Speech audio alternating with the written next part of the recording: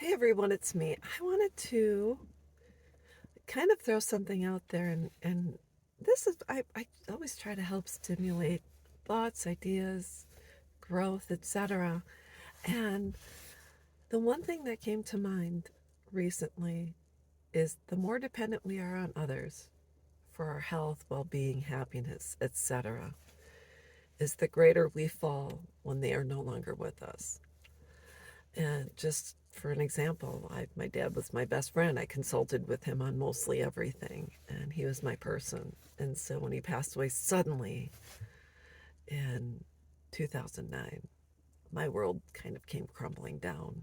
And I had to pick up the pieces and I had to keep going. And I remember having a dream about him a couple of months after he was gone. And I said, "Why did you leave?" And he said,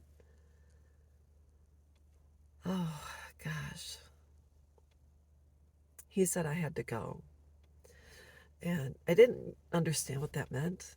But it took about a year, and then I realized he had to go so I could become the person I was meant to be and start relying on myself, my own understanding, my own wisdom, my own experience, etc.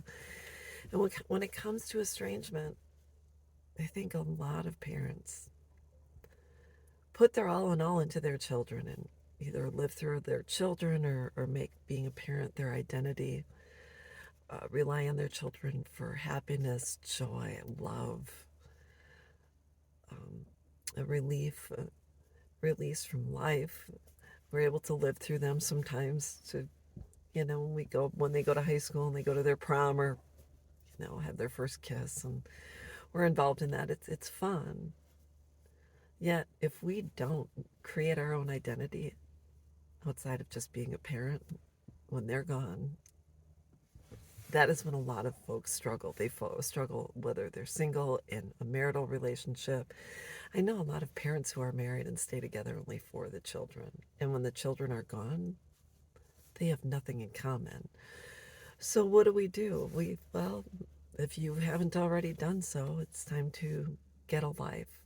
And that means a life outside of your children. And someone will say, "Oh, it's not, a good parent would never put themselves first." Well, unfortunately, that's what keeps us stuck.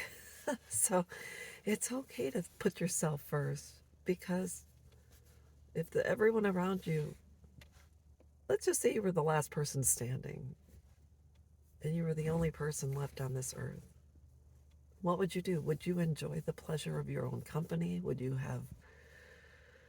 be able to survive?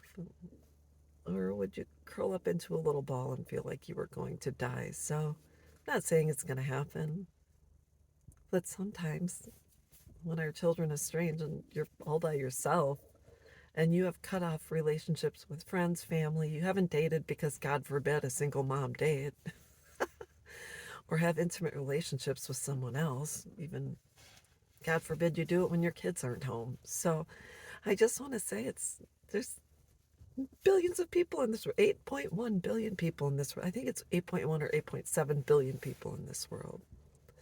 I think it's important we get to know other people. We get out there. We start to have friends, relationships, date, take classes, go to church, go to the gym, but most important, get to know people who have things in common with you.